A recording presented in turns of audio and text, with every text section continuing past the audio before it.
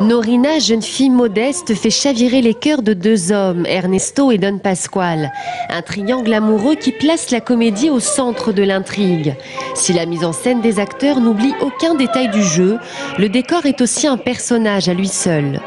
Je voulais faire un hommage un peu à la filmographie de l'époque, un peu tous les clichés qu'on adore de l'Italie, que ce soit la Dolce Vita di Fellini, avec la Fontaine de Trévi, et que ce soit des tas de détails d'architecture qu'on reconnaît très bien être en Italie par rapport à la France.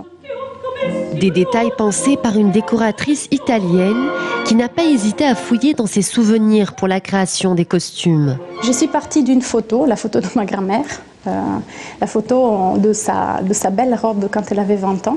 C'est une photo noir et blanc, donc moi j'ai toujours connu comme ça. Et j'avais envie de donner ça à Norina, puisque c'est une femme de peuple. Le décor, véritable instrument du jeu des acteurs, mais pas seulement. La musique mise en scène par Jean-Yves Ossens dirige l'intrigue tout au long de l'opéra. Oui, dans ces œuvres-là, la musique est très importante parce que c'est elle qui détermine beaucoup le caractère.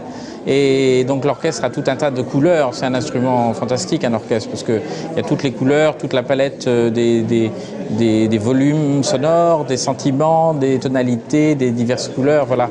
Et donc ça renforce beaucoup les situations, les états d'âme des personnages. Enfin, c'est le rôle de l'orchestre à l'opéra finalement.